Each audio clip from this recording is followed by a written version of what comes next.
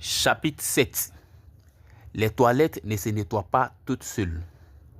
Dans ce chapitre, nous devons juste comprendre que, avant de rentrer dans le mariage, il est important, il est bon de discuter de certaines tâches ménagères, c'est-à-dire qui fait quoi et quand le faire. En effet, deux faits sont importants. Le premier, c'est qu'au XXIe siècle, les femmes ne sont pas à la maison. Elles vont aussi au travail, comme les hommes. Il est donc impensable de leur donner toutes les tâches ménagères. Deuxièmement, avec la différence de culture et les arrière-plans familiales, il est assez clair que ce qui est considéré comme tâche incombant à la femme pour l'un n'est pas le cas pour l'autre. Donc, en plus de cette différence de conception, il y a aussi les différences de dons de chacun et les préférences.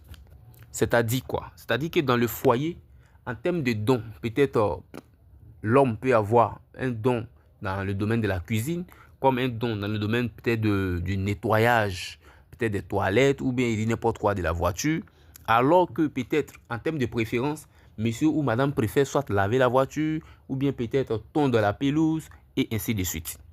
Donc, pour éviter que ces tâches de la maison soient une source de dispute, M. Gary nous invite à un exercice très pratique. Qu'est-ce qu'il conseille? Lorsque vous serez en train de discuter sur ce point, chacun des membres du couple, c'est-à-dire monsieur et madame, doit dresser une liste. Et cette liste, c'est la liste des tâches ménagères que chacun peut faire. Donc, dans un premier temps, il faut lister ce que je dois faire dans ta conception, selon ta conception. Si tu penses que c'est la femme qui doit balayer la maison, si tu penses que c'est la femme qui doit nettoyer les toilettes, si tu penses que c'est la femme qui doit faire ceci, qui doit faire cela, tu dresses ça sur ta liste. Si monsieur également pense que c'est monsieur qui doit peut-être laver la voiture, c'est monsieur qui doit tondre la pelouse, vous devez dresser cette liste. Et dans un deuxième temps, chacun doit pointer ce qu'il pense mieux faire. Voilà, ce qu'il pense mieux faire. C'est-à-dire que c'est vrai que selon ma conception, c'est peut-être madame qui doit laver la voiture, mais je me sens plus à l'aise à faire cette tâche. Ou bien, je pense que dans ma conception, ou selon mon arrière-plan familial, c'est peut-être la femme qui doit nettoyer les toilettes, mais quand je regarde, je sais que c'est une tâche que je maîtrise mieux. Alors, c'est ça le deuxième point que nous devons observer.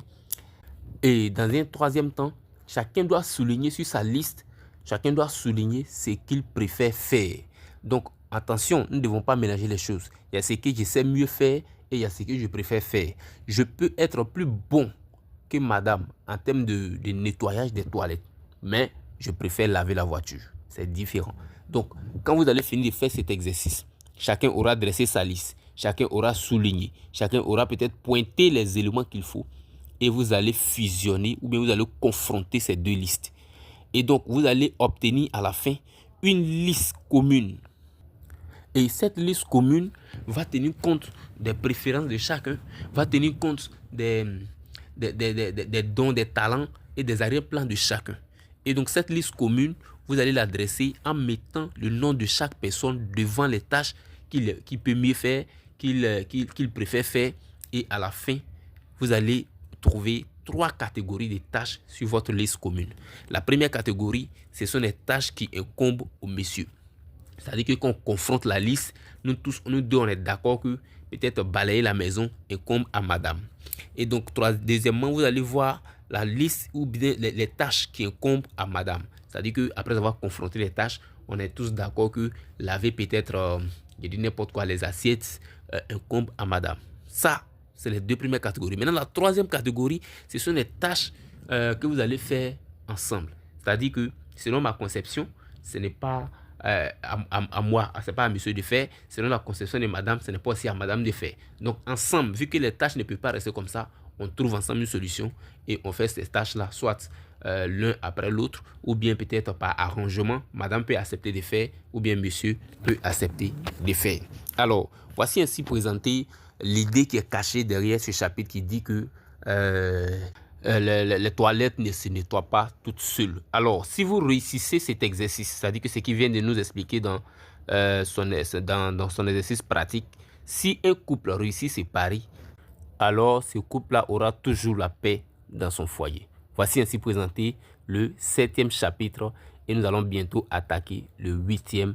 Restez concentrés, restez connectés et on est ensemble.